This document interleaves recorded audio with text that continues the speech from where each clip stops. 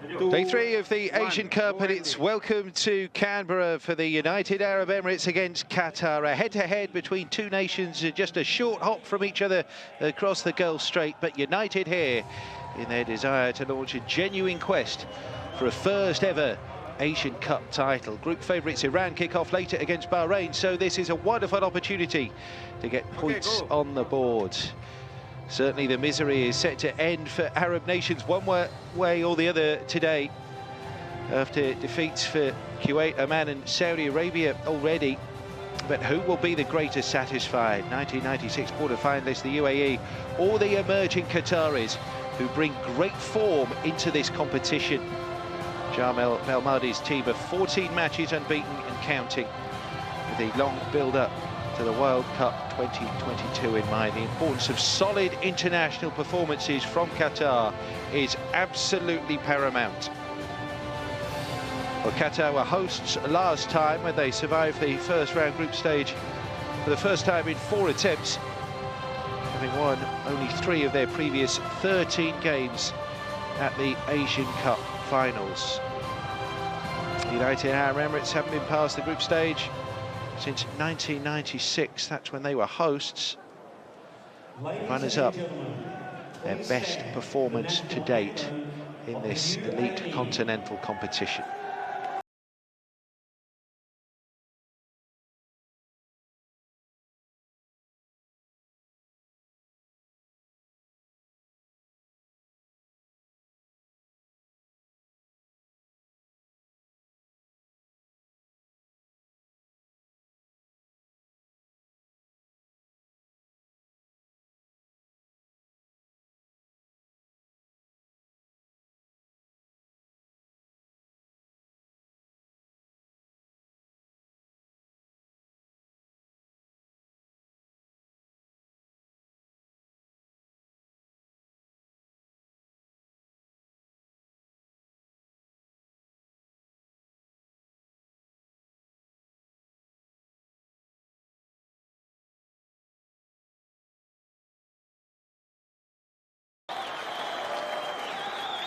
And now, the national anthem of Qatar.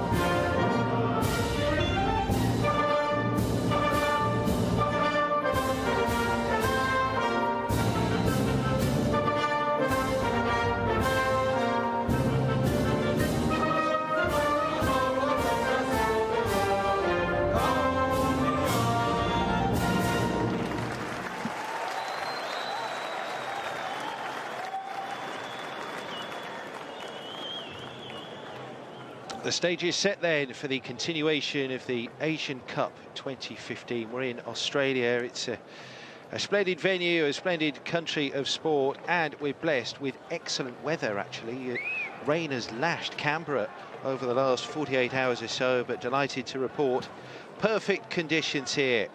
Omar Abdulrahman wearing 10, and that's fitting because he is the United Arab Emirates playmaker and a golden boy, if there is one in that part of the world in terms of football superstars. He'll be supporting Ali Mahmoud and Ahmed Khalil. Well, the 2012 under-23 Olympic squad forms the basis of Mahdi Ali's UAE team for this competition.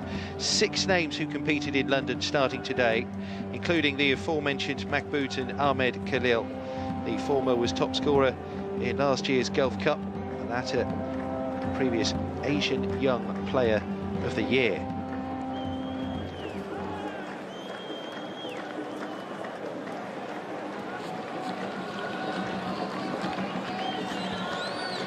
In charge today from South Korea, Kim Jong-hyeok. Ibrahim Majid, a veteran of 2 previous Asian Cups, the Qatari skipper here, veteran from Al Sadd, winning his 68th cap today. And sure to be an influential presence, really, in the heart of a Qatari team that is blended between youth and experience here, because Jamal Belmadi gambles, thrown in for his international debut today. Up front is Mohamed Trezor Abdullah. He's wearing 18, a newly naturalised Qatari who gets the nod ahead of other in-form players to start up front alongside Hassan Al Haidos, previous Asian Champions League winner with Al Sadd. And it is the experienced Al Sadd campaigners who will form the backbone of this Qatari team. It's a slow process, becoming truly competitive on the international stage, but the Qataris are building tournament by tournament, and indeed with the World Cup hosting and everything that goes along with it, expectations build on the pitch too. So a strong showing here, beginning against Mahdi Ali's United Arab Emirates, is supremely important for the Qataris, as of course it is for the UAE. That's Jamal Belmadi, 38 years of age, Algerian, who guided the Qataris through a wonderful 2014 calendar year, which saw them defeated only the once. Group C of the Asian Cup 2015. It's the United Arab Emirates, spearheaded by Omar Abdul Rahman there against Qatar. A good start, a bright start to this competition, with group favourites Iran to make their bow later is crucial. Kamis Ismail will look to prompt the likes of Abdul Rahman in midfield for the UAE. Qasim Bershan, who played in 2011, keeps goal again for the Qataris. And an ideal time to welcome alongside me in the commentary box, Leroy Rossignol. Interesting fixture this to kick off Group C. A very interesting fixture, and an exciting one as well. I think both sides come into the game in positive mood. As you mentioned, Qatar, the wonderful 2014, being the crowned golf champions in November. And they're building nicely, and I just feel that Jamal Belmadi has brought an attitude, a winning attitude to the side, and they want to carry it on, obviously, in the Asian Cup. UAE in white here, attacking the goal away to our right in Canberra, in the heart of Australia's capital territory. These sides met in the 2007 group stage. The UAE won that one, but it really is the Qataris who have been building towards this competition. They had a wonderful year last year, only defeated once by Peru.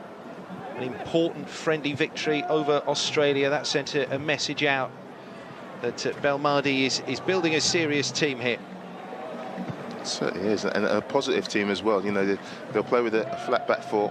Well, everybody in front of that back four has really got a positive nature about the way they go about their business. So that's why I'm really looking forward to this game. I saw highlights of their game against North Korea, and they were really on the front foot for the most part. You know, the fullback Abdul Karim is dynamic, he's powerful, and he certainly sets a tone in the way they want to play. 2 fullbacks will push up, the 2 centre-halves will sit back as they have now, in possession of the ball, make the pitch nice and big, and they will try and create. And so that's what Belmadi has brought, that positive attitude. Well, Ibrahim called in possession there. It's Omar Abdul Rahman who slots it forward. Wearing 7 is Ali Mabkout, tries to go round the outside of Ibrahim Majid, whose initial mistake got them into trouble. That's not what they expect from their captain so early here, and it's a set piece conceded. Yeah, that's what Majid will be disappointed with. That start to the game. Mabkout is not only a wide player who scores goals, but he's positive as well. Takes him on the edge of the box and wins a free kick in a very dangerous area. Yeah, early opportunity for pressure here. Emirati pressure. So, bodies in the box here. White-shirted bodies in the box. Omar Abdulrahman, 27 caps, 5 goals for the national team. The poster boy, even in his young career already, has been hampered by injury. And this is a big competition for him.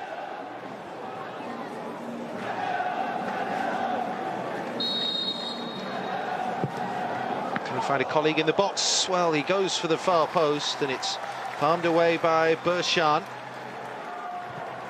Yeah, it's a good free kick. And just a little bit low, a little bit too high for anybody to able to get their head to it, but there's plenty of pace on it. Goalkeeper. First touch there for Majed Nasser, who's an interesting character, shall we say, the United Arab Emirates goalkeeper. More of that in a moment. Just don't make him angry. Kamis Ismail there. Mohamed Abdulrahman, and then Amr Abdulrahman wearing 5. Onto a player out wide and gets it, comes back to Omar Abdulrahman, taking on 2 Qataris, and finally a challenge for Ahmed Maksoud to get it away for Qatar. Fardan. Started off well, UAE, in terms of possession. They passed the ball well, but this is what Qatar like. They like to break on the counter-attack. They've got plenty of pace in their side. Abdul Hassan did well to keep it going. Abdulaziz Hatem. They've retained possession well here. Ahmed Maksoud there wearing 23. That was Karim Boudiaf. Still have it here, Qatar. Prodded through by Al Haidos. Karimi did well in that midfield. He'll just sit off, you know, that midfield. He'll sit in that defensive position, and he'll just dictate play. Almost pushed through to Hatem, and Abdulrahman down for Amr Abdulrahman.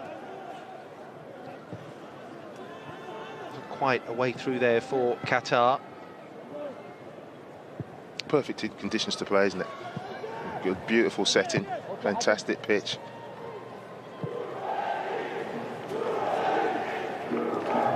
Guaranteed it. Just an excellent occasion when sport is played in this part of the world. Australia. Different experience last time round in Qatar. It's interesting, both these sides, sorry, Andy, but both these sides, you know, all the players are home-based, but all come from their domestic leagues. It just shows how they're progressing in their home nations. They're developing the game on a regular basis, and if you want to develop, you need to develop your game on home soil, and it's starting to come to fruition for both sides. Salem there. Abdulrahman. Ahmed Abdulrahman wearing 16. Mohamed Abdulrahman. That's Mohamed, the 25-year-old from Al Ain, reigning Emirati champions. I mentioned there, Leroy, home-based players in these squads. Trying to promote local talent, give them experience. You've seen that, you know, countries try to develop the game, and what they do, they bring expensive imports into the game who stop the opportunity for their own players to develop, and especially in very young nations. You know, these are relatively young in terms of their football experience. You need to give young players a platform to go and develop, and they've done that. And now you're getting sides with, you know, lots of quality, better tactical awareness. And the coaches have developed as well. You know, I know Belmadi is an Algerian international, but he's won 2 Qatar Star titles in recent seasons, and then now he's been able to develop, and now he's got a platform on the international stage to go further. I think it's all good.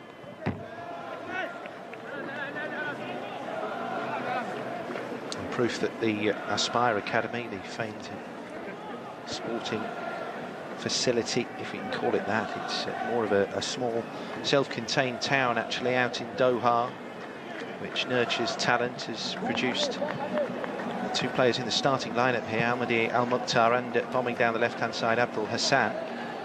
So that's proof that the system is producing.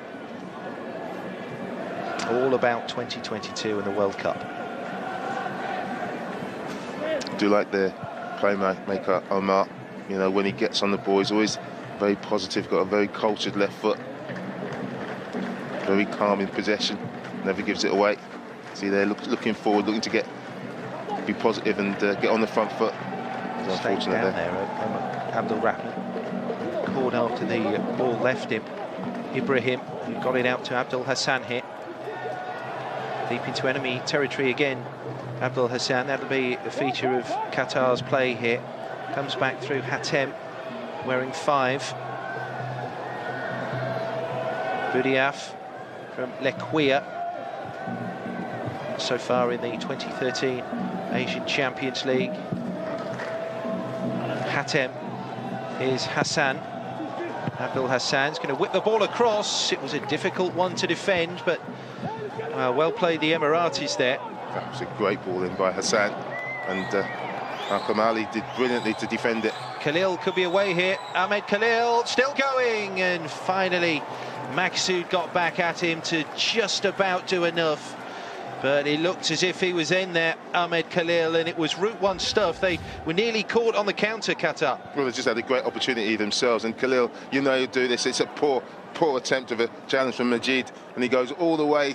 He just manages to put him up, gets his arms around him. He's lucky not to give a penalty. They think it should be a penalty, but maybe didn't do quite enough to win that award. Well, he was certainly bearing down with intent there, Ahmed Khalil from Al Ahly, one of the more experienced players in this UAE team. 58th cap being won today by Khalil. Comes to in good form as well. Oh, that's poor defending and lashed wide. Ali Makbout, goodness me. And you don't quite know what's affected Qatar here. Kasim Bershan makes the points. It dropped kindly for Makbout. Should do better. Just eased him out of the way. And just doesn't get it going across the queue. Doesn't get it on target. And he's a top goal-scoring qualifier, and he should have done better. Now Mahdi Al-Mukhtar again. Caught horribly. Look shaky, didn't they, at the back? At the moment, is it nerves? We've got to settle down. Big expectations here. They're not dealing with it very well at the moment. Indeed. Qatar lucky not to concede. Ali Makbout, 24 years of age. Good Gulf of Nations Cup in 2013, which they won the UAE.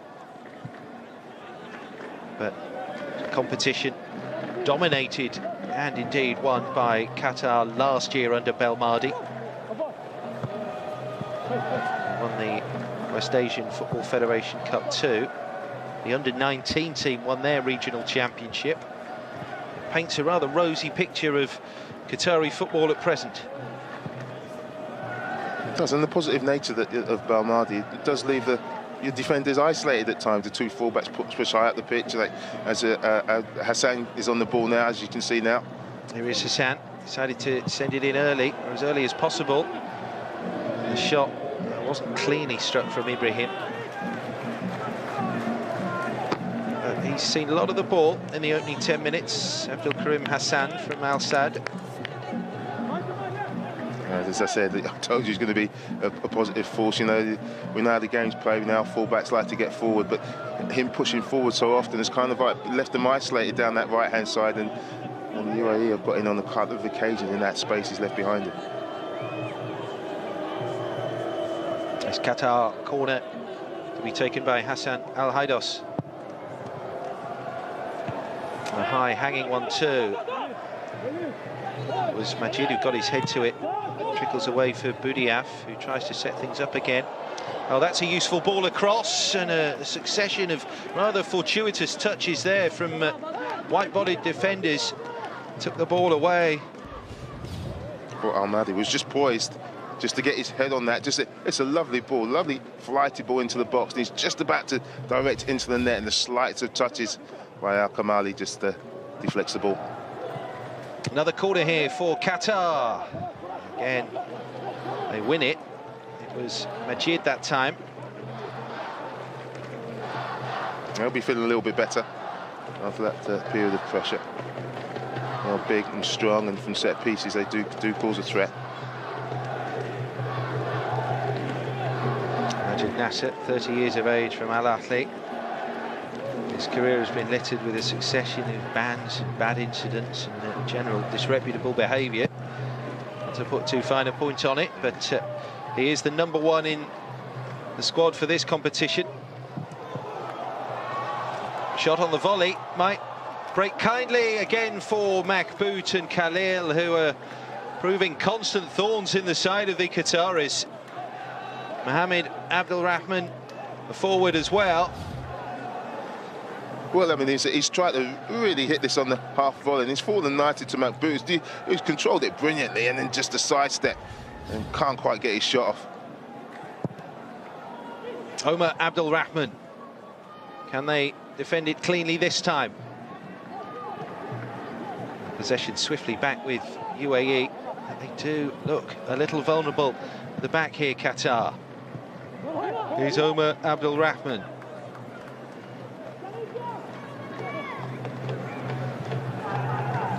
I did say before the game, you know, I was excited about this game because I think both sides feel they've got a chance of getting on the board with a win, and in a group that does contain Iran, as you said, the favourites, it's going to be very important, and they've both started the game feeling that they can create opportunities.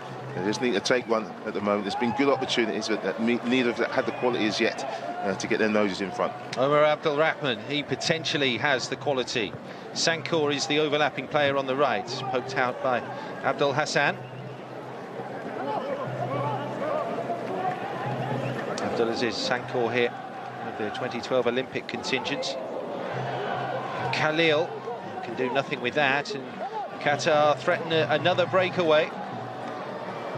Was up towards Mohamed Trezor Abdullah, who's not been able to show anything thus far, the 27-year-old debutant. Not really got into the game, has he? And had a touch. Hatem gave the ball away there for Qatar. Here's Walid Abbas. Mohamed Abdelrahman is poked out for a UAE throw.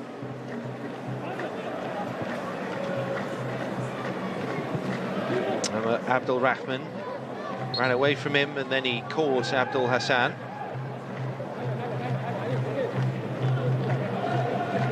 Played for Marseille, most notably, Jamel Belmadi, PSG, and a brief stint actually at Manchester City. That's right, yeah, he's a very successful Algerian international as well. And so he's done it at the highest level. Still a very young coach in terms of his age at 38. But an ambitious one.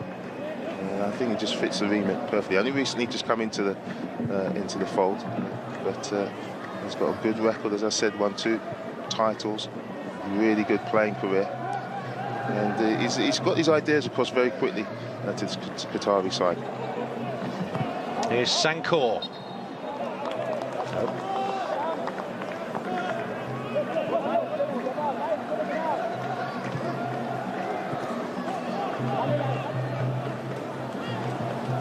Al-Madi Al-Mukhtar, one of the Aspire graduates.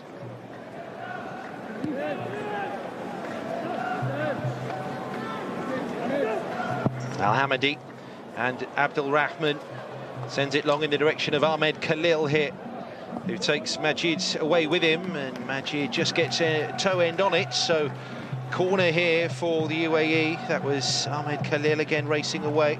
Very nervous at the back. Majid had that covered, and Qasem, Qatari goal, comes racing out when there's no need to. Unfortunately, his centre-half dealt with it. Mohamed Abdelrahman of Al Ain here. It's only his 4th cap. Cross it comes, misjudged by the goalkeeper. And Qasem Bershan, a very fortunate character there, bailed out by Ibrahim Majid. That's 2 poor decisions he's made in quick succession. It's a good header at the back post by his the defensive partner, but again he's making the decisions not based on the flight of the ball there. He's just decided before that ball's come in the box, I'm going to come and get that, and he was made to look silly. Abdelrahman, loose layoff. And that was Mac Boots trying to just bustle his way into proceedings. Omar Abdul-Rahman, he really is the player to whom they look. Born in Saudi Arabia, actually, Riyadh, but relocated with his parents as a youngster. Part of the senior team, 4 years now, played in the Asian Games 2010. Yeah, the only surprising thing, Anne, is that we haven't had a goal as yet. You know, we had plenty of opportunities at both ends, some through good play, a lot through poor defending. It's been a little bit shaky. They need to settle down. Ismail won the header. Might break for Ibrahim. Here's Sankor. Given away by Abdulaziz Sankor. Here's Abdul Hassan. Still going Hassan. Was he clipped by Abdul Rahman? No, says the South Korean referee. Abdul Rahman away again. Amr Abdul Rahman. Banias player, Amr Abdul Rahman. Here he is again. Looking to work an opening for the UAE, and Sankor. Belmadi very animated on the touchline here. Comes back for Amr Abdul Rahman. Sankor just no way through, really. It's easy. I mean, it gets much too tight to him. He's going absolutely nowhere. He's got nowhere to go and gives away. Well, he's actually only given away a throw, but I thought it was a free kick that he was needlessly given away. Sankor. Coop very short for it. Might feel he was barged in the back there. That was Hatem. And then on by Karim Boudiaf.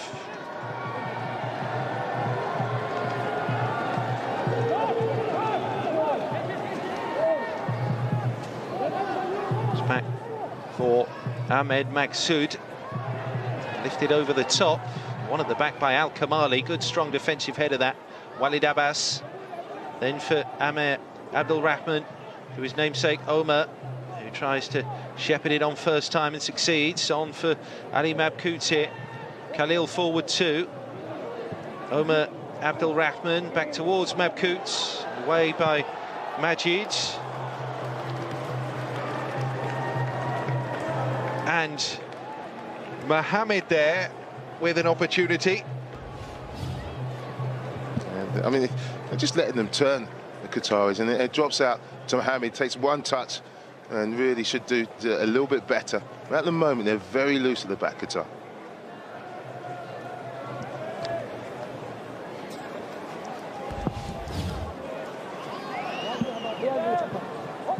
No goals thus far in Group C of the Asian Cup. UAE 0, Qatar 0. Kalfan Ibrahim. Main story really of the opening stages has been Qatari vulnerability at the back. And certainly the UAE have not taken the best of the chances on offer. Smeals is a little bit too strong with that challenge on this occasion. But the UAE will be delighted with the way they started. Their front three of Amal, Mabkout and Khalil are causing this back four all sorts of problems. They're frightened of their pace, and all of a sudden when they're getting the ball into the feet, they're allowing them to turn and run at them, and that's the last thing you want to do. You need to get tight, make them go away from your own goal. So they'll be encouraged by the first 20 minutes or so this time. UAE have been knocked out of the Asian Cup at the group stage in each of the last 3 tournaments. Didn't manage a goal in Qatar in 2011.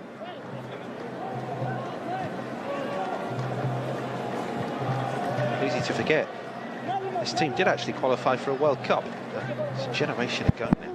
Frightening to think that Italia 90 is exactly that. But at their best moment, really, on the senior international stage. Seems like yesterday. Hatem. This is looking promising for Qatar. Bilal Hamadi going. Plenty of bodies were square there. Couldn't find the colleague, though. Back with Hatem.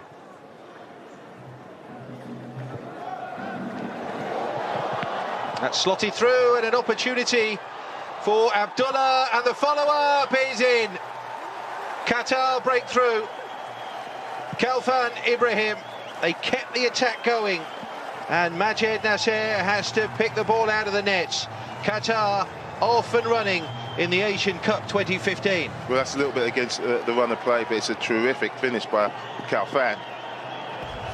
Nasser does extremely well in the first instant. It's a through ball, and it's Trésor makes a lovely darting run in behind the second centre half, gets his toe there. Nasser makes a save, but this is a difficult technique. Lovely volley, and you know what, I think the keeper's touch. Nasser takes it away from Al Kamali, who's on the line, who could head it away, but it's a lovely finish by Khalfan. Great technique, good volley.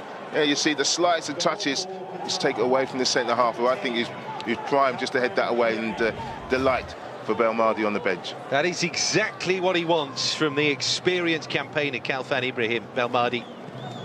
23rd international goal, he's done it again. It really was splendid technique, as you said.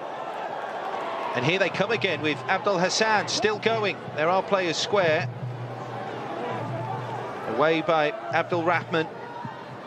And it was the first sign, really, of anything from Mohamed Trésor Abdullah as well.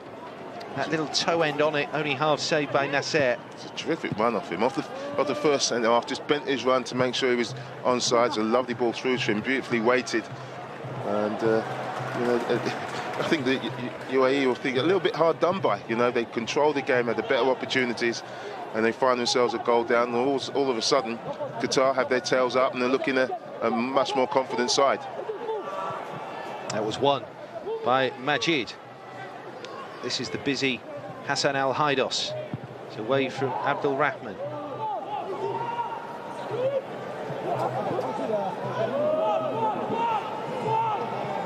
Ahmed Maksud patiently comes all the way back to Majid.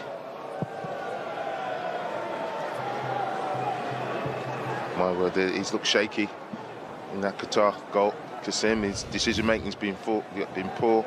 But here's the goal again. This wasn't poor. Khalfan, great technique. And you just feel the defender's just about to head that away. He just needs to give the keeper a shout. He doesn't get it. There's a little bit of a panic, and he tips it into his own goal. But look, you have to give credit to Khalfan. He's on the score sheet again, and it's just what Qatar needed. At a time where they were looking a little bit shaky, all of a sudden they look a different side, full of confidence, on the front foot, trying to press and make it difficult for the UAE.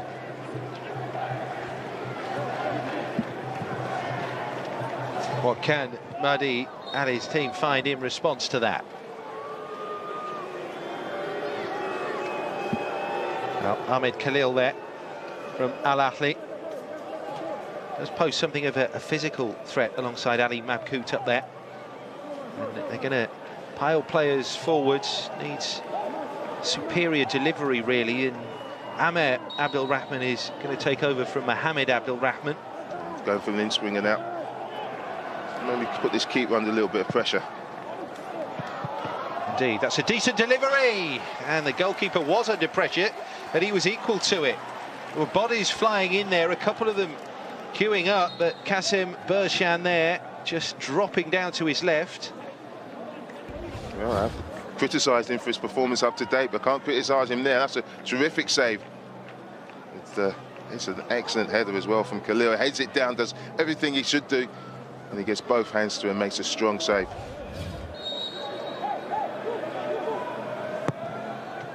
Mabkout here with the corner. It's a risky move there from Abdul Rahman. He got it across, a rather hopeful tumble from Amer Abdul Rahman. There's Omar again. And that results in nothing for the UAE. I just thought that was disappointing to go for a short corner. Just to put the ball in the box, the keepers had to make a decent save. He'd gone for a short corner, it's all come to nothing. I thought that was a poor decision. Again, put that ball in the box and see how they deal with it. And they didn't do that.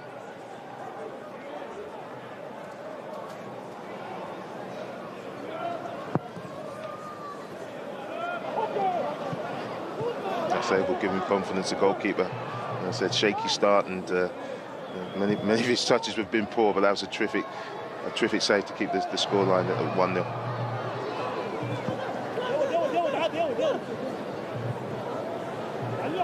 That's very casual.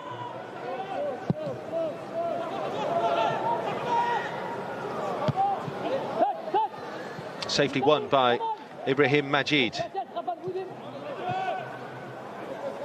Here's Omar Abdul Rahman and plays it in early. Ahmed Khalil here. Khalil with a low ball across, cheekily defended. Ali Mabkout now, rather clumsy challenge. Mabkout went down, and referee, not interested. That was looking promising for the United Arab Emirates. The referee Kim Jong-hyeok was in a terrific position to make the decision. I think he made the right decision. The ball just seemed to get away from Mabkout and didn't take his shot when he should have done. He'll be disappointed because he's got a couple of good situations where he hasn't taken advantage. Abdul Rahman caught in possession. Maybe guilty of being a bit over-intricate at times. Khalfan Ibrahim, great surging run from the goal scorer for Qatar. Back to Khalfan Ibrahim and then Abdelaziz Hatem. And, oh, well, Abdul Hassan gave it the hammer. Splendid hit, and it really wasn't far away into that side netting. Lightning break, though, lightning bolt there from Qatar. He loves to get forward, Abdul Karim from this left-hand side. That's an excellent strike. It just seems to fade at the end. This is the opportunity for Mabkout at the other end. Is there a penalty? Not enough for me from Karim. Maybe just gets a little bit of the ball.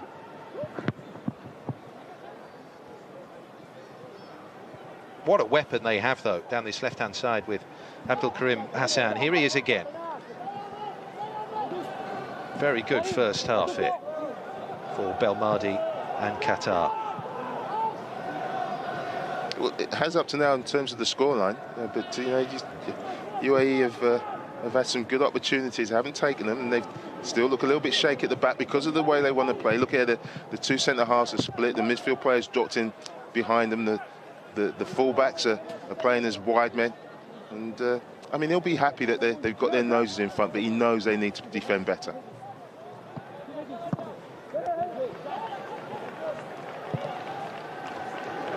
That was Karim Boudiaf.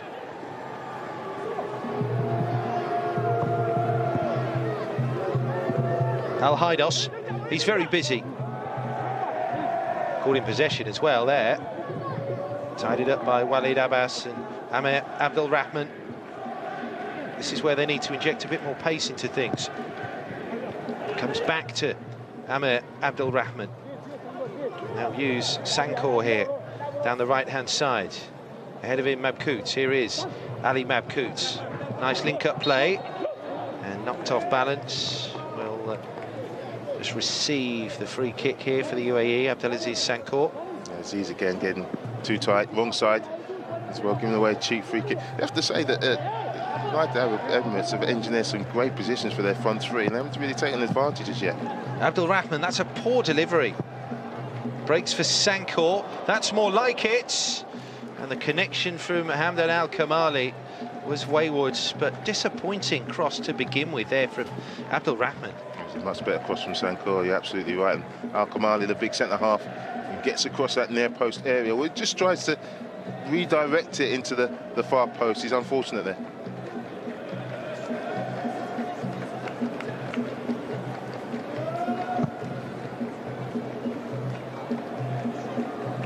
Progression from this group being rewarded with a tie with any two from Japan, Jordan, Iraq and Palestine.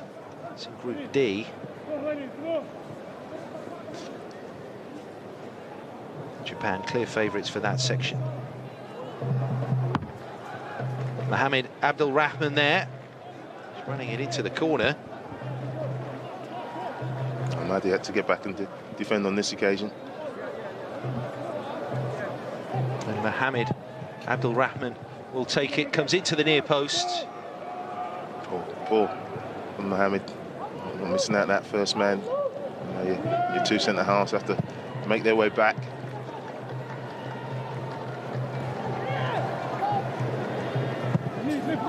Abdul Rahman, that was Mohamed Salem. White shirts forward here for the UAE. Drops for Omar Abdul Rahman. He tries to scoop it through for Khalil. That's Maksud grounded for Qatar.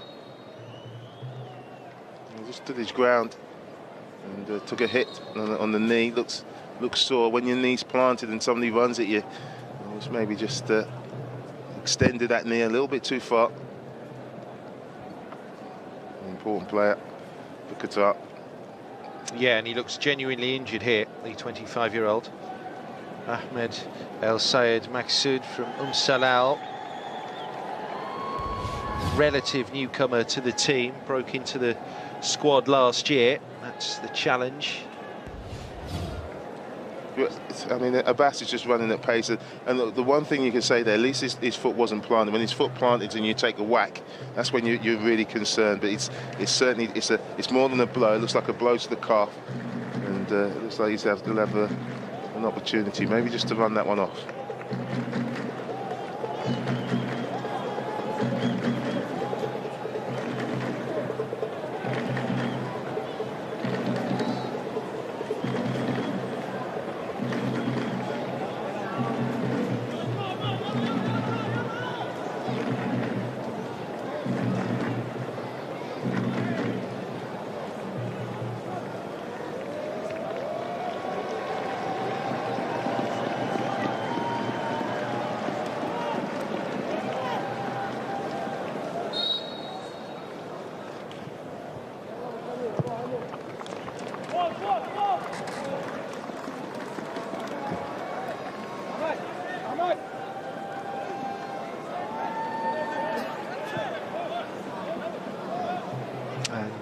Maksud determined to run off this knock.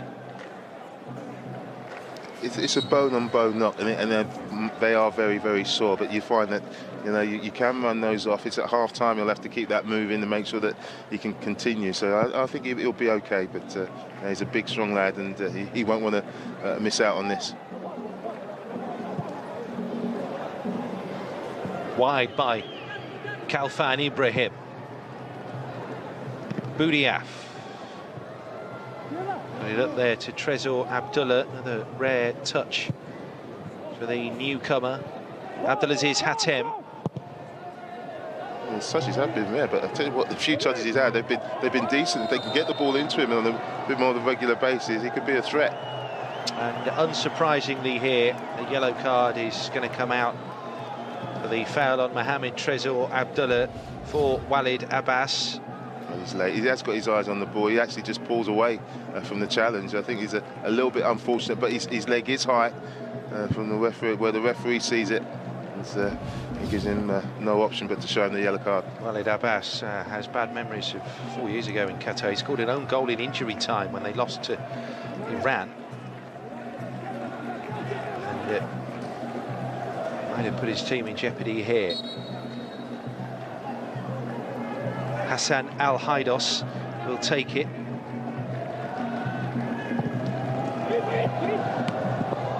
Three players looking to get on the end of it. Only the one white shirt there, but one was enough. Great delivery from that position. He managed just to curl it, and it's Trezor again who's trying to get on the end of it. But Sankor defended well at the far post, stood his ground. It's just to make sure the keeper can't quite come for it. Trezor does manage to get the first touch, and it's just put off by Sankor. So, once again, it'll be Al-Haidos here for Qatar.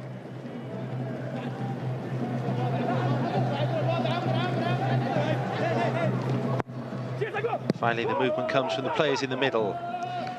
Al-Haidos plays it straight into that near post, where it's safely guided away. Up to Omer Abdul Rahman, who's rather isolated up there. Finally, support arriving. Here's Ali Mabkout. Oh, and there were options there for the UAE, and Mabkout just got a little overexcited. It's a chance, an opportunity. It was a 4-on-3 at one point. Sankor, and now momentum has gone. Sankor needed a good delivery. Abdul Rahman, he tried to slot it across. It wouldn't break for Ahmed Khalil. Goalkeeper makes a mess. Sankor's there, back across it comes. Must be, and is finally for Ahmed Khalil. The UAE get a ping-pong style equaliser, but they're level here against Qatar. 1-1. It wasn't the most majestic of goals, but I tell you what, it was effective. They kept the ball alive. Omar did brilliantly in the first instant, as the ball comes across there. It's not the greatest of crosses, but he gets his foot in there. I thought this might have been a little bit of a foul, but the referee didn't see it the same. But they keep the ball alive. Kassim makes a terrible decision. It's an awful punch. A header goes in, it's well defended, and Khalil gets a little bit of luck, follows it up. Feels unfortunate not to score with a header, but he gets the rebound. Not sure how much he knows about it, but he knows about it now. It's 1-1. For all Qatar and Belmadi's lofty ambitions in this competition, that is not the sort of goal a genuine title contender concedes, is it? It's a comedy of errors, particularly actually from Bershan, the goalkeeper.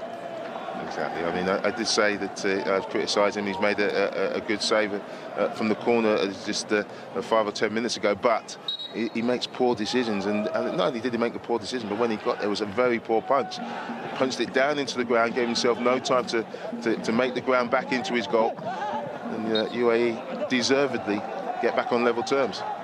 And UAE back on scoring terms for the finals of an Asian Cup.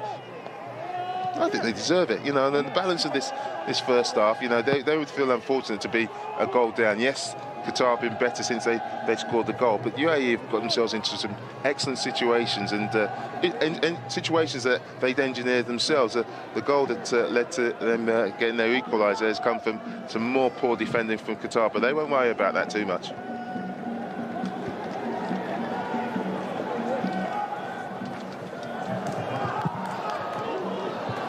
UAE coming forward again here.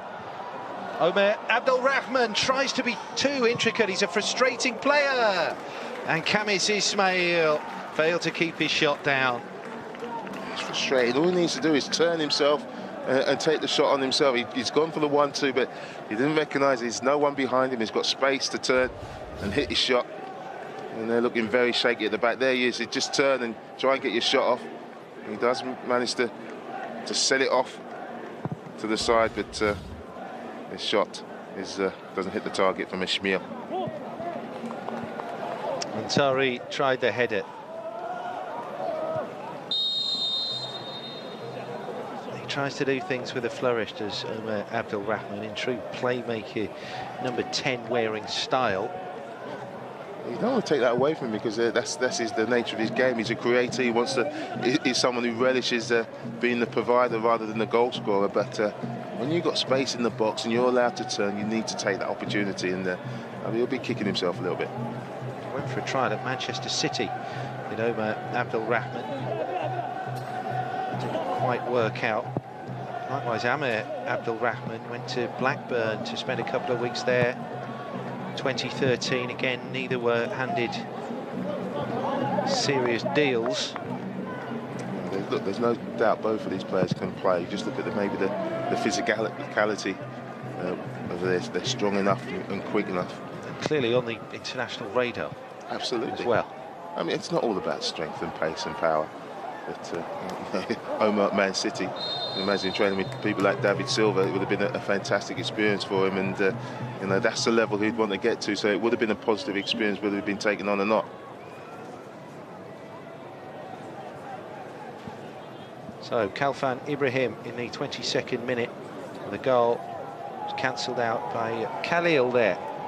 It was that player, Ahmed Khalil, who scored UAE's last goal in the finals of an Asian Cup. That was in 2007. It was a last-minute winner against the Qataris. Nice, Montari's gone down, just holding his face. Not sure what went on here. Look, they're both of them going for the ball. Look, it's Salem, that's nothing. That's nothing. It's enough because he's just using his arms. He's absolutely fine. He's got the free kick that he wanted. Yeah, free kick here for Qatar. Participating in their 9th Asian Cup here in Australia.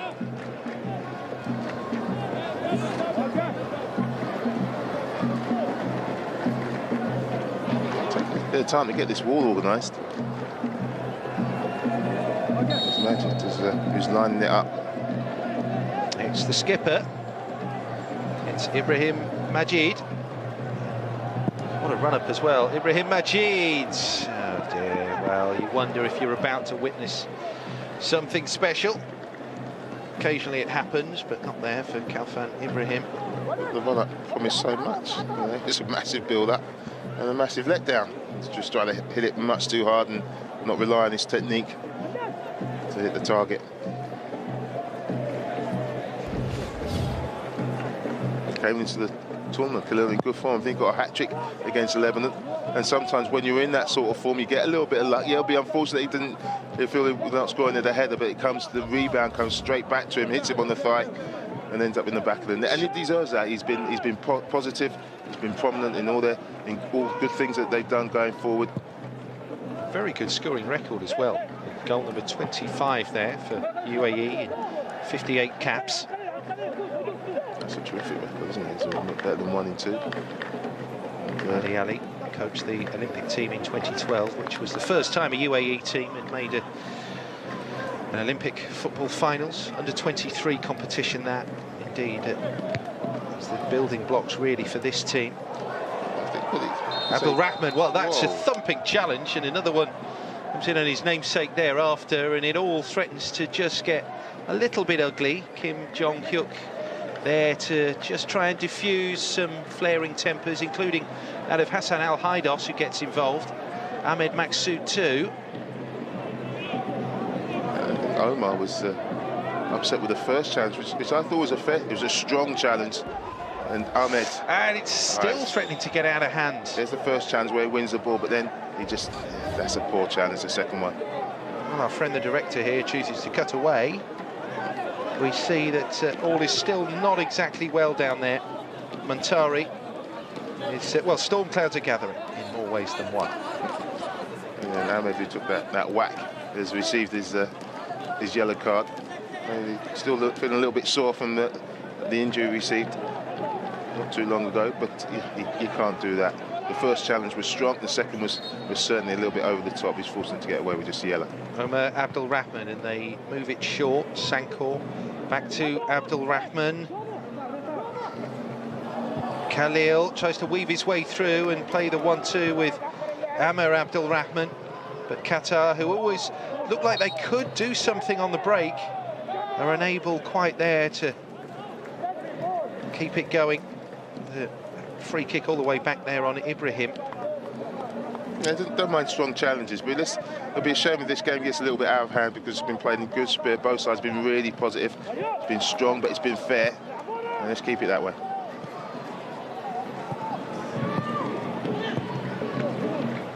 Khalil. Amr Abdul Rahman.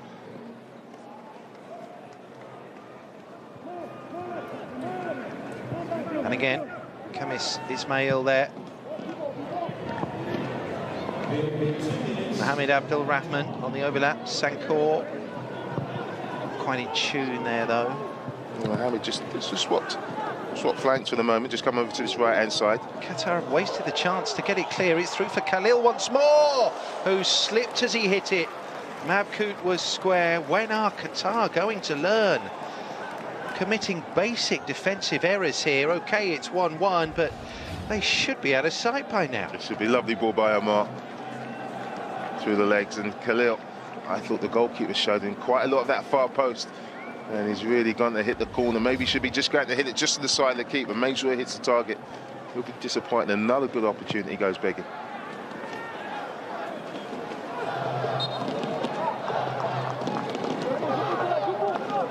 That's when Omar's at his best. You know, we said about him being a creator. That is a lovely ball, you know, straight through the legs of Majid, the captain, and he's created lots of great opportunities. And I like the way they've mixed it up. As I just said, Mohamed's come over to this right hand side, and now Omar's gone to just drifting behind the front players.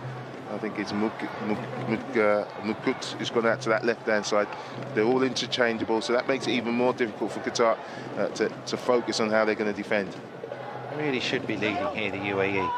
Mohamed Abdul Rahman tries to get past Abdul Hassan unsuccessfully. Salem, Amr Abdul Rahman, Omar, and then Abdulaziz Sankor.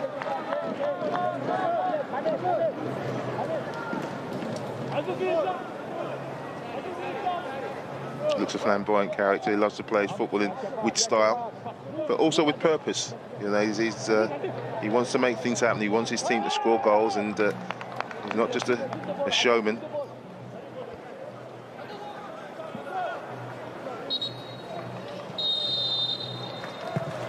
Well, that's half-time in Canberra. Hugely entertaining stuff, really, as Group C opens up at the Asian Cup, and a little bit of needle to add to the proceedings as well as that first half progressed. It is 1-1 here between the United Arab Emirates and Qatar, and the players making friends there. That's Al Haidos and Abdul Rahman as they go in at half-time. Kalfan Ibrahim gave the Qataris the lead. Ahmed Khalil equalised in the 37th minute. 1-1 at the break.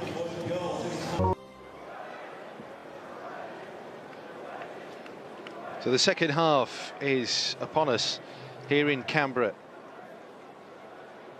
Omar Abdul Rahman, the UAE playmaker, has done his best to forge an advantage for his team here against Qatar, and for all the talk of them being the form team, which indeed they were coming into this tournament, the Qataris, nothing can account for stage fright, can it?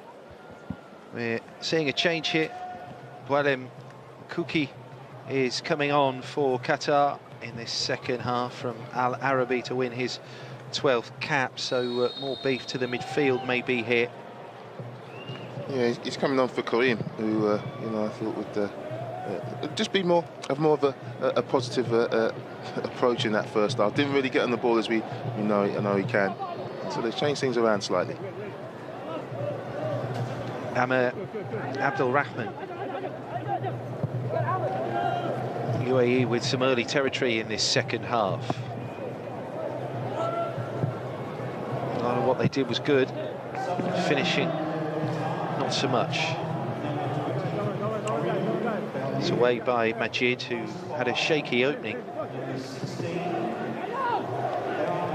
Burlem's gone on over to that left-hand side, and Ahmed and Aziz are now the two central midfield players. They've almost gone to a 4-4-1-1 formation now, Qatar. And they did need to change something. They just didn't have the platform to go and win this game in the first half.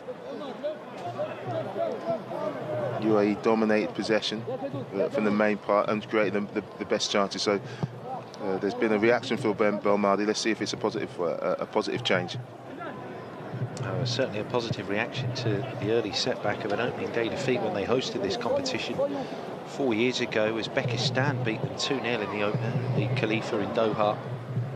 But two victories followed against China and against Kuwait, which saw them through to the quarter-final. Valiant effort against Japan, who went on to win the competition. They were only beaten by a goal in the last minute, which I'm told that very nearly caused a riot in Doha that day. But another indication of their improving experiences at big tournaments.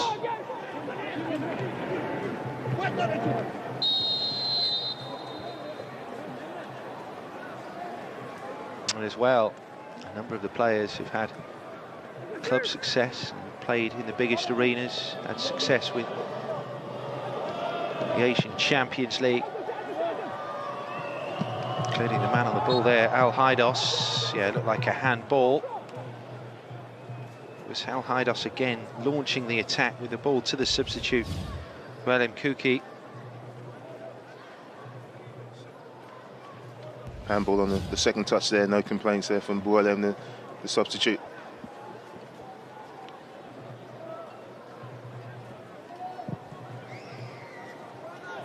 They need to get Montari into the game. You know, when they did get him into the game, he showed some real quality, certainly for the goal, and the few touches he had, he brought the attacking midfield players into the game, but it just hasn't seen enough of the ball for me.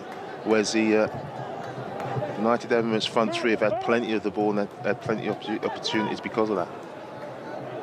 Abdul Rahman, but Amir Abdul Rahman, and then Sankor.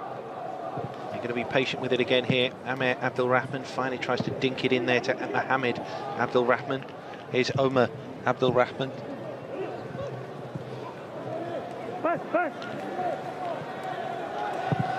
Here's Walid Abbas. Cross comes in early, easily met by Al Mukhtar. Al Haidos. Trezor just caught on the ball there. Abdul Rahman, Mabkut back for Abdul Rahman, just body in the way. Not quite happened for Mabkut today. There's a lovely ball into him by Omar. He's tried to give the return pass into Omar, and that's been the story of the game so far for him. Abdul Rahman with the UAE corner, and that's safer hands from Qasim Bershan. It's better, and a good throw as well. Excellent throw out. Abdullah with Al Haidos ahead of him. No way through. Well defended by Al Kamali, who launches it long for Ali Mabkut. And Mabkut again, chasing down Abdullah. Yeah, Trezor is now at the fullback. I think that's a foul the other way. He stops Mabkut actually getting to the ball. Mabkut is just going for the ball. He's not even thinking about the ball and just holds him off, and he gets a free kick. And for me, being the next centre forward, Andy, that's always a free kick to the front man. Yeah, indeed, yeah.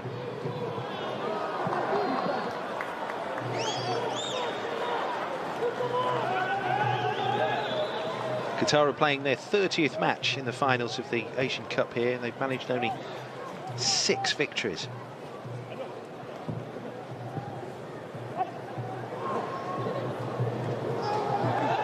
Oh, well, that was Walid Abbas diving into the challenge. He was clipped. Al-Mahdi Al-Mukhtar left his leg in, so a very good opportunity here for the UAE. Al-Mahdi was just a little bit disorientated from the first challenge. He's wrestled with Khalil, he gets up, and he's just late there on Abbas.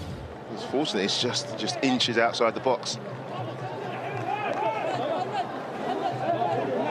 Right on the edge here. Ahmed Khalil has taken control of the situation. Abbas moves into the mixer. They normally leave them for Omar Abdul Rahman. Just two in the wall. Joins the wall there with Ahmed Maqsood, if you can call it that. Well, it's just two in the wall, and just I'm thinking, you know, Khalil's going to take this on and have a shot on goal. Oh, there you go. There's the extra man. Al Haidos joins that wall, if you can call it that. Khalil, and it found its way through. That seemed like a soft goal, but Ahmed Khalil won't worry. It's his second, it's the UAE's second, and they have come from behind to now lead Qatar by 2-1. Well, I did say he'd take it on and hit the target, and Qasim doesn't do great. Yes, he does have bodies coming in front of him, and they should have been kept out. They drop him much too early, which makes it difficult for him. He's unsighted, and it also dips just before it gets him. Look at the dip on that, but he should do better. His concentration is taken by the runs in front of him. He should have been concentrating on the ball. And Khalil, a little bit fortunate that he's got his second, but if you get on free kicks and you hit the target, you get your reward. What about this? The in-form Qatar is trailing to the United Arab Emirates. A far more modest unit, really, steered by Mahdi Ali. And it's rich reward, this, for his tenure at the helm of various UAE youth teams, including that Olympic squad in 2012. He's been part of the federation for just over a decade now, and started with the under-16s, under-17s and so on. I like that path for a coach, you know, at international level. The shot was deflected, and although Nasser scrambles across, I don't think he was ever truly troubled here, but Qatar showing something straight away at the other end. Well, they've reacted positively to going the 2-1 down. But as I said, I love that path that Mahdi Ali has taken, coming through the youth ranks at international level, and deserves his opportunity. And you can see, look at the way they play. They know what they're all about. Al Haidos with a corner there for Qatar. They had the skipper up there, Ibrahim Majid, leaping far side. Omar Abdul Rahman is beaten to it by Abdul Hassan. The cross is thrashed away. Ahmed Maqsood gives it for Abdul Hassan, who's caught in possession high up the pitch, and then chops down Abdul Rahman. He did well to retrieve that Abdul Karim. There was a break on, he lost possession, but reacted quickly to dispossess Amir, who's was trying to get his pass off to Omar, but it was a fair challenge.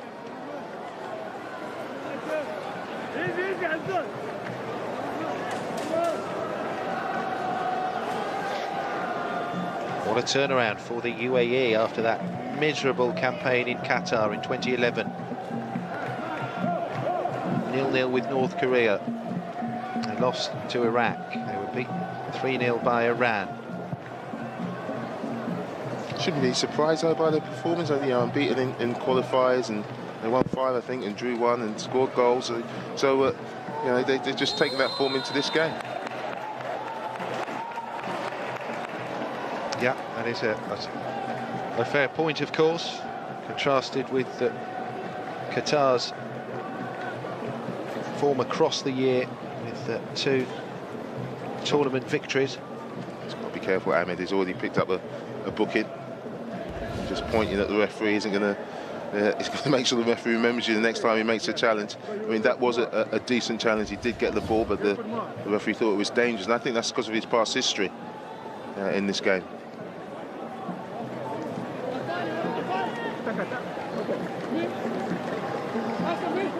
Kamis Ismail from Al Jazeera, one of the 2012 Olympic squad members.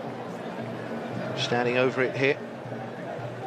But what he wants to do is make sure he hits the target. The goalkeeper's a little bit shaky every time that ball goes anywhere near the target, so maybe just a little bit less power and just get it to dip in front of that keeper. Right, which indeed he does. He has spilled it, and Ali Mabkout is in for number 3 for the UAE. Well, you called that bang on, Leroy. Ismail, heard you. Sent it straight there at Kasim Bershan, who spilled it dreadfully. And on a plate for Mabkout, and the UAE are roaring away now. He does well, Ismail, because again, he just comes off the power. That's it, dips in front of the keeper. I mean, that's a simple catch that Kasim should make, but he's so shaky at the moment and nervous. He should take that. His technique is all over the place. And Mabkout, who hasn't had the best of games, gets his reward. He's kept going, he's kept getting in those positions. He gets on the front foot. He's the first man to the ball. And it's an easy finish for him. And it's 3-1, and he's delighted. They've turned it around, and they've turned it around in style. Well, the top scorer in qualifying, Ali Mabkout, keeps the run going into the finals of this Asian Cup. He knocked in 5 in the qualifying stage for this competition, the Gulf Cup. And he was there in 2012, played against GB amongst others, the Uruguay and Senegal, and now has a goal, his 21st at international level at the Asian Cup finals.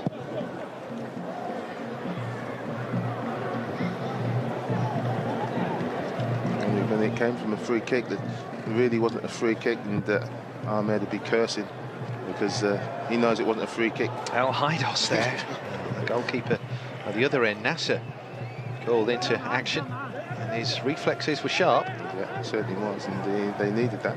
But as I was saying, Ahmed, it would be disappointed the referee gave the free kick, but because of his previous, in terms of his aggression in the tackle, that's why the referee gave it, and they suffer for it now. But they need to really get a hold back in this game. They've lost their way. They haven't got forward with any quality in the second half, Qatar, and Belmadi's got real concerns now.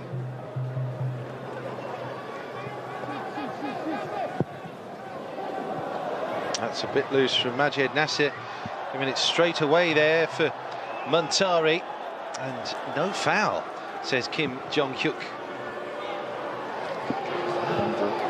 Swung long. Oh, and they're looking very vulnerable. Khalil, who of course is on the hat-trick, will try and hold it up. Khalil, finally Abdul Rahman giving him someone to aim for in the middle. You fear for Qatar every time UAE swing that ball forward. Abdul Rahman will go for goal and find the side netting Mohamed Abdul Rahman. Embarrassment of numbers coming forward for the UAE. It looked more spectacular than it actually was. He misses it at the near post, which is a crime in itself. But they'll just feel that Qatar, everything's going against them. You know, fan goes down at one end. I think it's a free kick. The referee deems it to be a dive, and Qatar break, and so UAE break and almost get a fourth. Al Haidos tries to thread it across for Muntari. And again, Hassan Al-Haidos. If anyone has the quality to try and work their way through, it is Hassan Al-Haidos. And the cross was swung in, but claimed by Nasser, who it appears was caught in the face. It's a frustration from Muntari. I think it's just a flailing arm. He's going for the ball. Let's look at his left arm there. Yeah, it's just a glancing blow. There's no real malice in that. And Mohammed just apologising for maybe not getting that ball across the keeper and on target. Yeah, his first touch is good.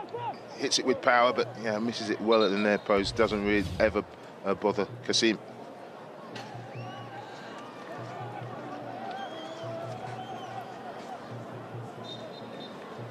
Could add to a really interesting competition if the UAE can see this out.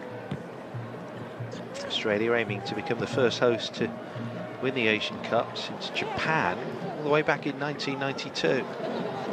Japanese reigning champions, winner of 4 of the last 6.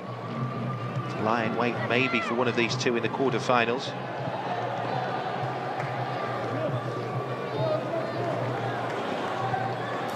Abdul Rahman, UAE, with bodies forwards once more. Khalil for Abdul Rahman, and then Mohammed Abdul Rahman. He was certainly caught after the ball went there. No three actions from him though, just carried on, got on the ball again, wants to run the game. And that's why they're a threat, UAE, because people like Omar, Mabkouti's got his goal, Khalil's got a couple of goals. They've got a goal threat from all over from that front three right across the front line. Mohammed, I think it looks like he's able to get on the score sheet as well. When you've got that threat in the tournament, you're going to be dangerous. We're going to see more cards. What colour remains to be seen. Al-Haidos. Some of these challenges from the Qataris are very snappy.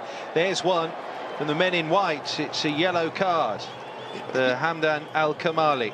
And not surprisingly, because the Qataris were away there with Guellem Kouki. Just pulls him back by the arm. Al-Kamali, who's been, I must say, I think he's been the best defender on the pitch today in terms of his positioning and his power. This time, his position was just caught the wrong side and had to be cynical.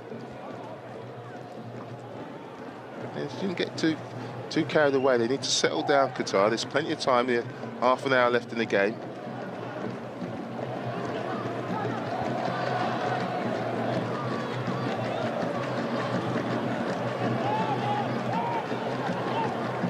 Qatar heading for another disastrous opening day defeat. As you said, there is still time. Guellem Kouki, and that wasn't far away. The substitute took aim there. Be more confident when that ball's going towards Nasser's goal. You see, he just takes his arms away right at the last moment. He knows that that's not on target.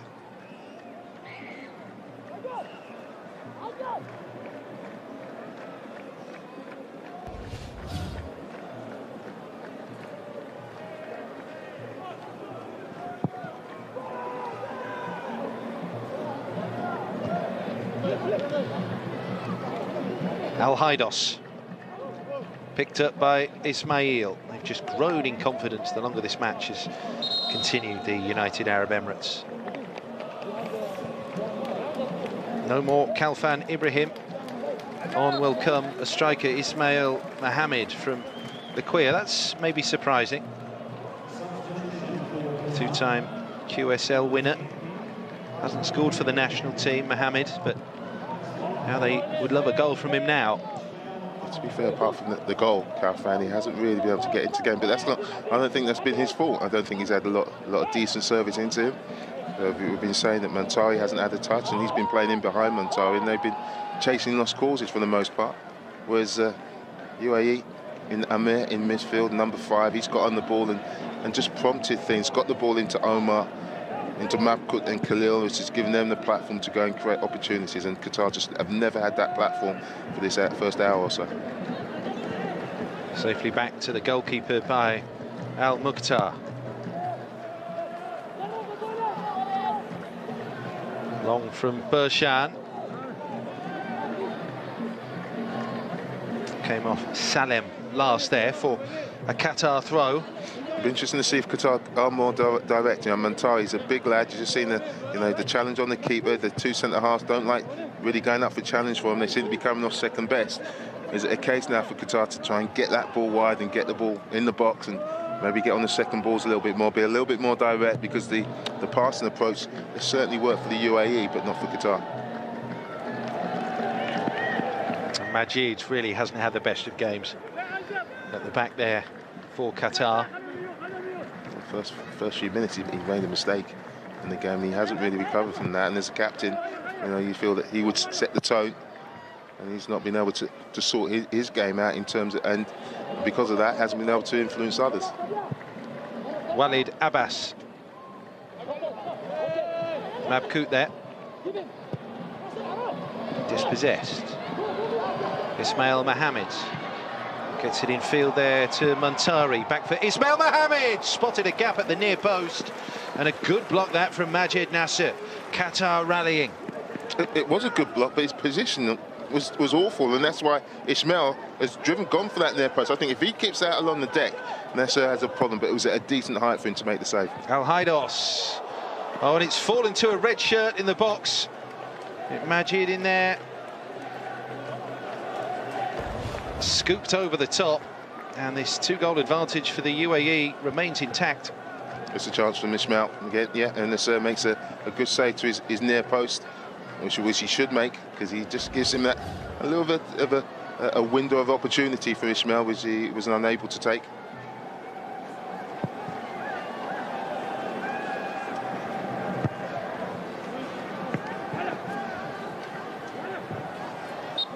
So, 25 minutes remain here in Australia Capital Territory, Canberra, on a splendid day. A splendid day and a splendid game. Yeah, I said I was really looking forward to this game, and I wasn't wrong.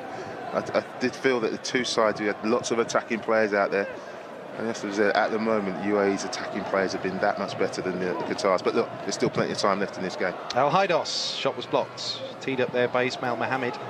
It's in the thick of things so soon after coming on, but the UAE now have it with Ali Mabkout, with Khalil up there with him, and there's going to be no rush here. Abdul Rahman to his namesake Mohammed Abdul Rahman, and then Khamis Ismail. Mohammed, Sankor, Al-Haidos, Mohammed, and plenty more to think about. Around his man again, Ismail Mohammed. That's easy though for Majid Nasser. Did the first bit brilliantly, Ismail, didn't he? And but just couldn't get his foot around it. So just get it to that far post for Muntari to maybe take advantage. The game's getting very stretched now. It's you attack, we attack, and at this moment in time, maybe that suits Qatar a lot better than UAE. Yeah, I don't think it's in United Arab Emirates' nature to defend in numbers, so they'll be wanting to go for that fourth goal to kill the game.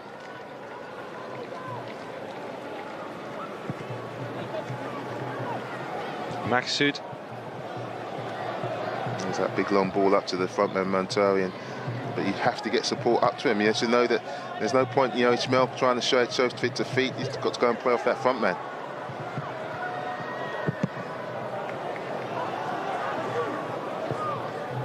Ismail Mohammed sends it short. The cross comes in from Abdullah, not remotely successfully though. In the way, Omar Abdul Rahman. And this will be a couple of changes as Mohammed Abdul Rahman departs the fray. He will be replaced by Ismail Al-Hamadi. Worked very hard, hasn't he, Mohammed? Firstly on the left, and then he moved to the right and worked up and down that line. And we're going to see the introduction of Majid Hassan as well. And Ahmed Abdul Rahman has done his bit in the engine room for the UAE, is replaced too. So interesting here as Operation Shore Things Up gets underway. Breaks for Omer Abdul Rahman.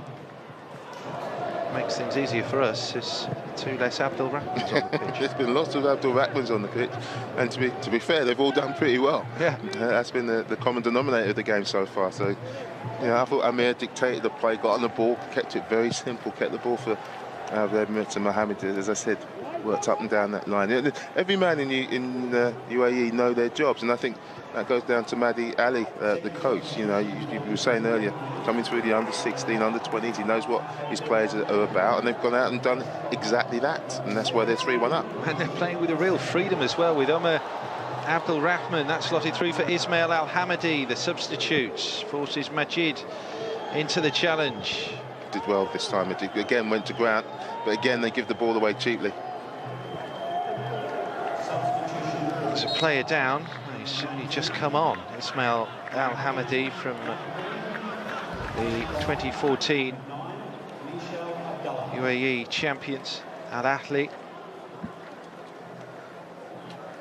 Oh, just a little twist of the ankle there. You just saw as he planted his left foot.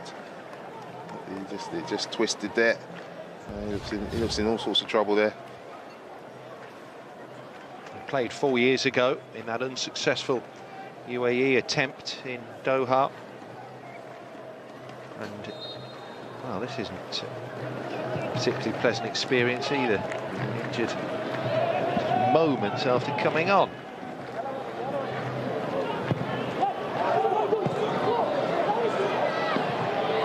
Al-Haidos. Here's Ismail Mohammed, again tormenting that left-hand side of the UAE defence.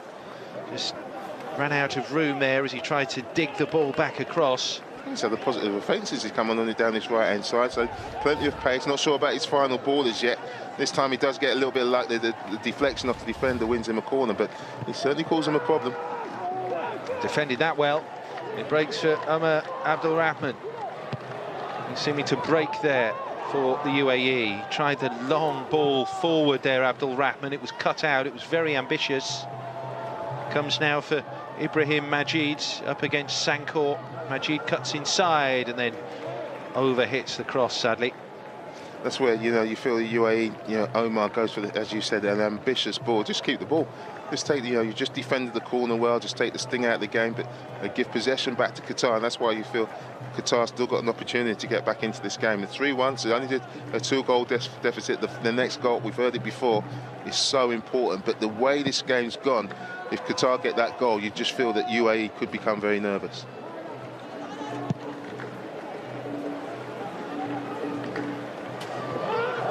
Useful little flick on there.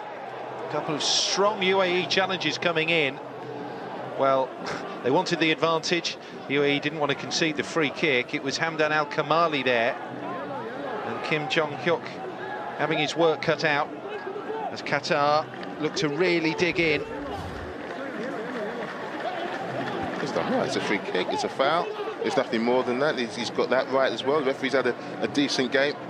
I don't know why there's any complaints there from either side. It's a free kick to Qatar, and it seems they've gone a little bit more direct. They've had more joy, you know. They've missed out the midfield. They've gone to the front man. He's flicked things on. He's got them up the pitch with certainly more set pieces, and Ismail has come on and had a positive effect. So see if they can make more of their set pieces.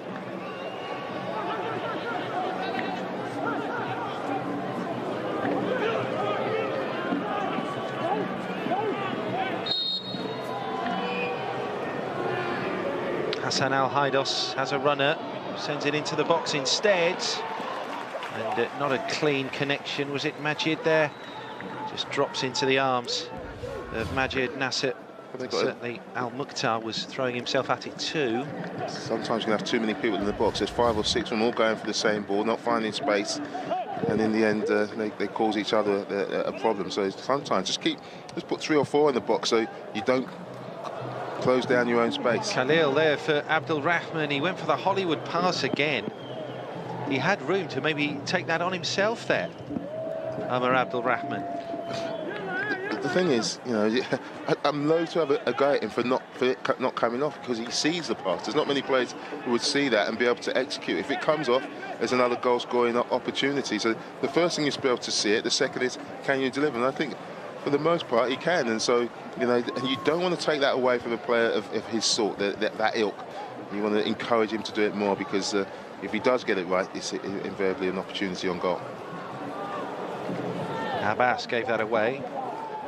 Back heel there from Mohamed. Got it back from Muntari, or that was the intention, certainly. Engine nothing for the Qataris. They were second in their qualifying group for this competition, behind Bahrain, whereas UAE won their section with something to spare. 10 years ago, pretty much to the day actually, Jamel Belmadi was playing in the African Nations Cup for Algeria. Dictating play in that midfield, and I bet he wishes he was out there now, because they could do with a calming head. Well, that's absolutely right. There was a period there after they conceded that third goal to Ali Makboud where I wondered whether they were going to lose their heads completely. He sensed some of the challenges were becoming a little bit rasher and more reckless.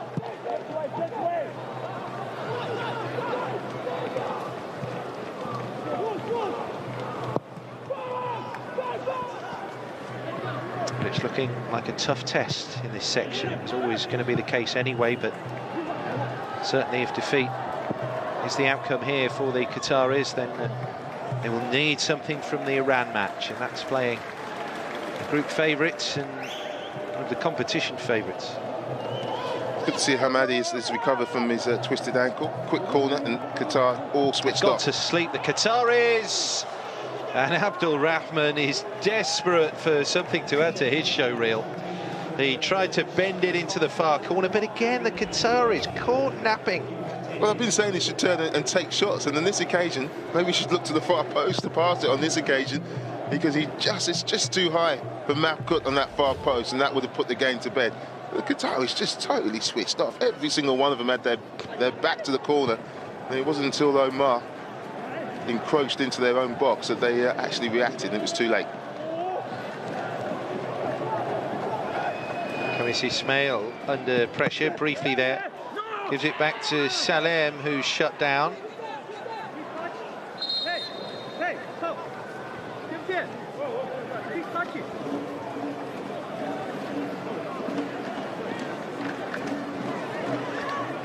Marshall, who's come on and brought a physical presence to that front line.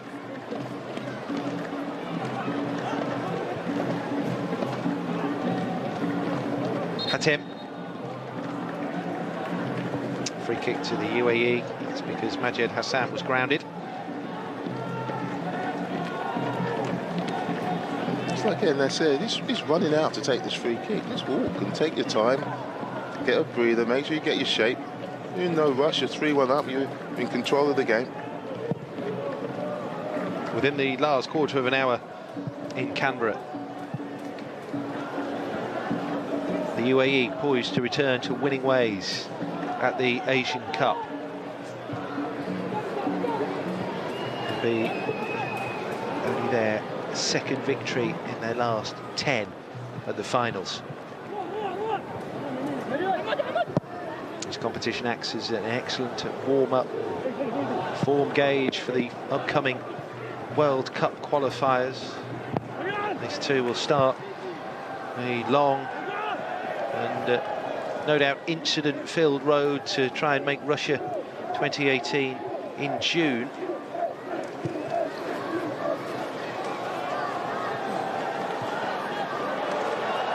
Qatar looking useful here with Al Haidos, two in the middle. Al Haidos can't find either of them. Disappointing from Al Haidos. It's been a positive in this Qatar performance, but he'll be disappointed with that cross.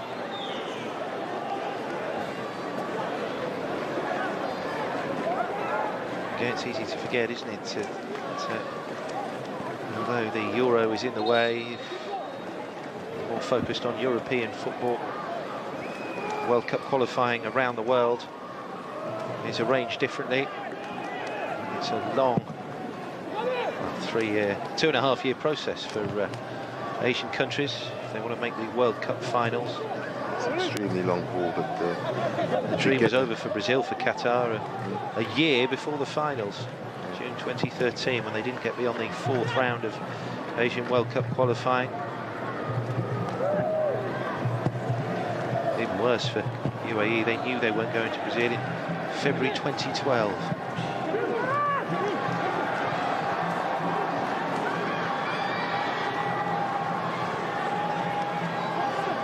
Al-Haidos drifting out to the left now. There seems to be this diminishing spirit in the Qatari ranks. Here comes Majed Hassan. But you have to say, he got a little bit sloppy, not keeping possession. Hatem looks for the run of Michel Abdullah. More experienced striker on there now for Qatar. Michel from Al Ahly, 30 years of age. His shot is somewhat wasteful, really, in the circumstances from Kuki. Well, that has had the desired effect as he came on as a second half substitute. But when talking about the front three of UAE, I just have to say Salem and Al Kamali at the heart of their defence have been strong as well. Very solid, reliable.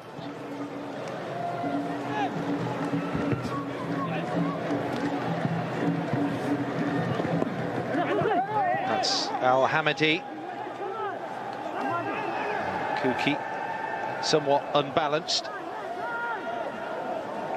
Shoulder to shoulder with the strong Hamadi. I thought it was a fair chance. He's come off second best ball.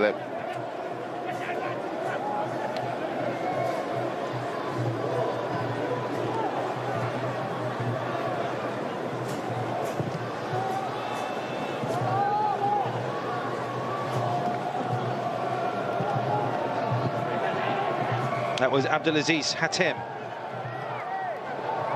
Ismail Mohammed, no way through for him. Ahmed Khalil will go down as a hero again against Qatar. Likes playing them at the finals of the Asian Cup. Omer Abdul Rahman and then Majed Hassan. That's much better from UAE, just getting plenty of touch of the ball, making Qatar chase. Abdul Rahman and then on from Majed Hassan. And Abdul Rahman managing to keep his balance. Falls backwards, but that doesn't matter with the UAE in the position they're in. Another 3 points against Bahrain next up, and that will be them as good as through to the next round. Abdullah does well there to turn. But you're right, there's a dejected feel about the way Qatar are playing at the moment. Almost a resignation that getting anything out of this game is beyond them. Al-Haidos finds Hatem.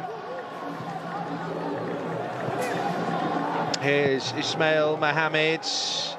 Drags the ball to the far side where it's going to be headed back across, but not close enough to Abdul Hassan as the United Arab Emirates come forward with Omer Abdul Rahman, Al Hamadi, and then Mabkout. Abdul Rahman and Ali Mabkout is away here. Goalkeeper's committed and does well. Credits where it's due there to Kasim Bershan. Yeah, an important decision and the right decision. Just popping that ball about, the opportunities to pop that ball in behind will produce themselves, and Omar took full advantage, but Kasim did well. Ismail Mohammed, headed off by Walid Abbas. And yeah, end product again, Ismail. He's come on, he's been quick, he's been sharp, but his crossing and his final ball has let him down. Mabkout. Ismail Al-Hamadi. Mabkout. And he might have felt there that Ismail Al-Hamadi would have made it a run, a dash, a dart towards that far post. Didn't happen. Once again, it's not necessarily hurting the UAE here.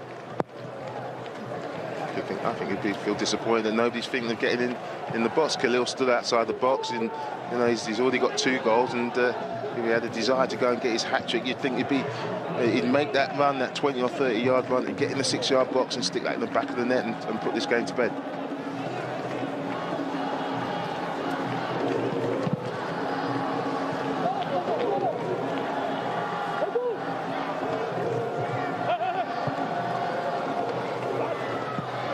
Abdul Rahman tries to hoist the ball on for Khalil. Despite wait until the World Cup qualifiers start, these players that turn out for Asian Champions League clubs will start the group stage for the 2015 competition in 2 months. Qatar coming no closer to getting another one back. It was a rather tired looking shot that from Abdelaziz Hatem, as Mahdi Ali prepares to make his third and final change, with Habib Al Fardan coming on for Ahmed Khalil, whose 2 goals have paved the way here for the UAE. Yep.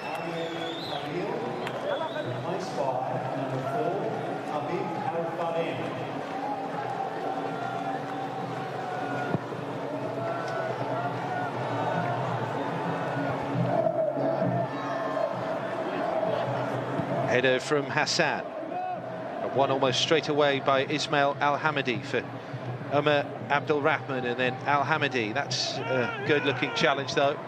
And Al-Haidos, 5 minutes to go. Time is of the essence now for Qatar. That's a good ball from Al-Haidos to Ismail Mohammed.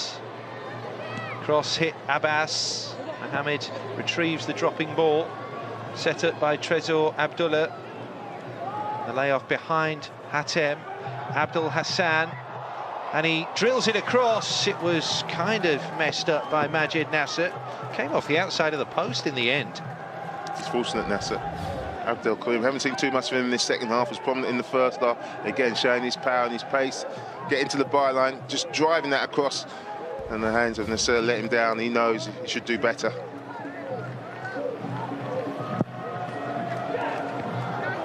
There's the corner, and there's the missed-time punch, really, from Majid Nasser. Did enough, though, just to redirect it. The important thing is he got it up. Not like in the first time when Qasim punched it down to allow United Arab Emirates to get their equaliser. Got it up and got it away. Nudged on by Ibrahim Majid, on by Ismail Mohammed. Where's that going to drop? The answer is not kindly for Qatar. Well, far down, he came on for Khalil's now just gone and sat in front of that back foot. He's just going to sit in that midfield and try and shore things up.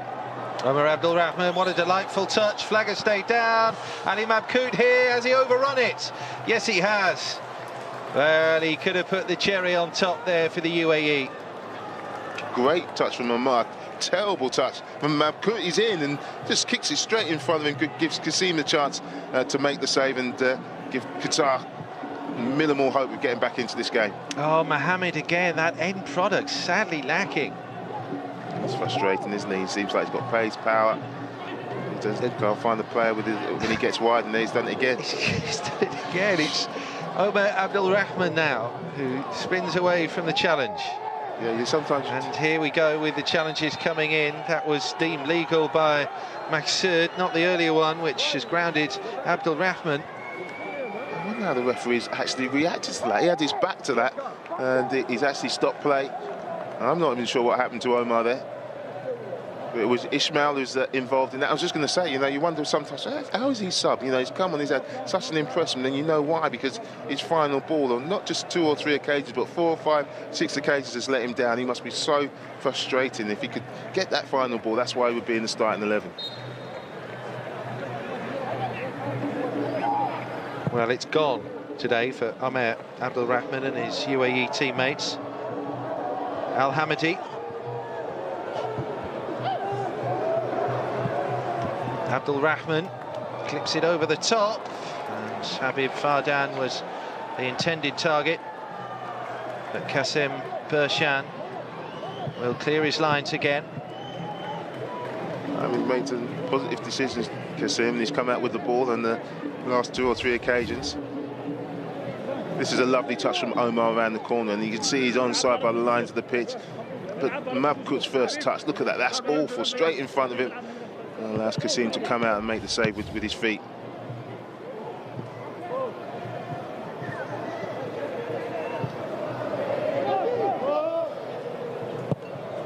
Oh, you've got to hand it really to Mahdi Ali and the UAE. A solid unit. A solid unit. They've got good players going forward who will score you goals. And the way he set them up, he uses them to full advantage. Look at the room now. Omar Abdul Rahman. Will Maghboot get his second goal after all? He'll lay it off to Abdul Rahman, who's forced a little wide now. Maghboot still there. They found a way through after all. Omar Abdul Rahman and Ali Maghboot carving through a lacklustre, a dispirited, a defeated Qatari defence to set the seal on an excellent opening day performance and result for the United Arab Emirates.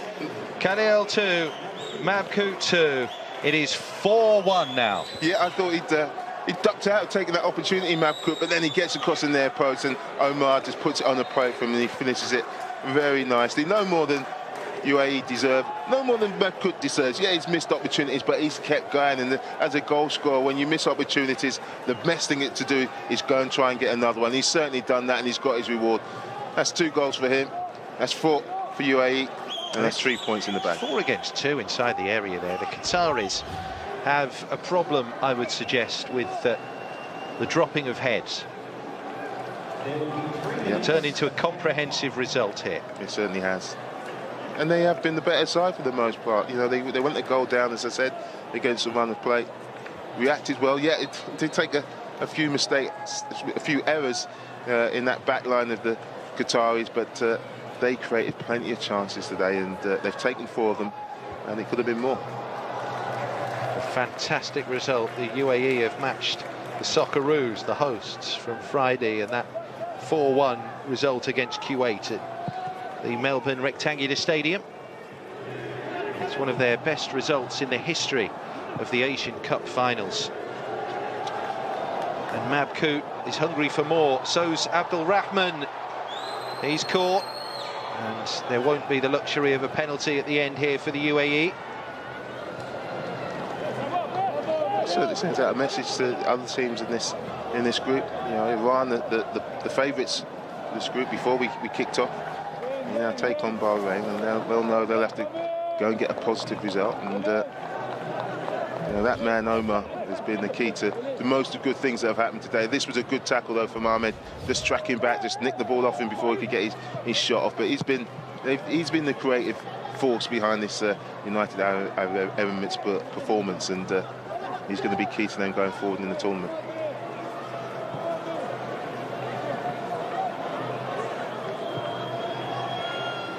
Majid Hassan for Omar Abdul Rahman. Also like the way that he's got kicked a few times. He's gone on the ball and they're kicking at his heels. He doesn't want to go down. He wants to stay on the ball. He's not theatrical. I'm very impressed by his performance today. Hassan and Al Hamadi, that's the 2 substitutes for the United Arab Emirates, and they're going to end this match camped in the Qatari half quite fittingly with a free kick here. They've got 3 extra minutes, by the way, so just 60 seconds of that to go before the UAE can celebrate a Group C opener that has brought 4 goals and 3 points. I mean, it's been a bad day for Qatar. It's Majid who just gave away that free kick, and as I said, for the first few moments he gave away a free kick, and as captain he set a tone. And they continue to make errors, and they haven't been able to get out of that mindset. So, you know, they'll have to just brush themselves down and come back another day. But they have got the quality to have an effect in this group, to have a positive effect on this group. So they need to go out and win their next game and see where they go from there. But today, it's been a bad day at the office for them. But they come against a side in UAE who I've been very impressed with going forward in terms of their technique, the shape of the team. And he'll be delighted, Mahdi Ali, the way that they've approached this game, to score the 4 goals, and to now feel that if they can win their next game, he can rest some key players for that final tournament game, and going forward. That's really important as well to get qualified. That next game is against Bahrain on Thursday. Qatar will face Iran shortly after, needing a win, because the Qataris, the form team really, have lost for only the 2nd time in a year here. And how comprehensively beaten by the United Arab Emirates by 4 goals to 1. Mahdi Ali has masterminded a famous result here for the Emiratis. and they came from behind to do it. UAE winning 4-1. Khalfan Ibrahim got the party started for Qatar in the 22nd minute. Good goal that, but after that it was all downhill for Jamel Belmadi and company. Khalil scored twice either side of half-time. Those goals had been coming because Qatar had looked shaky defensively. And then Ali Mabkout, Ahmed Khalil's strike partner, chipped in with 2 goals of his own. Top scorer in qualifying with 5 goals, bringing that form into the finals of the Asian Cup. So the United Arab Emirates are off to a flyer, it has to be said. Qatar back to the drawing board. Couple of selections, big selection calls made by Jamel Belmadi didn't quite come off here. And the UAE, worthy winners, Leroy. They certainly were, and that 4-1 scoreline doesn't flatter them at all. They really positive approach to the game. Some delightful player. We've seen Omar there in your picture with the coach. No surprise that Mahdi Ali has gone to him to congratulate him on his performance. He set the tone, but from back to front, the 2 centre halves, Al Kamali and Salem, kept it solid, and the front players took their chance.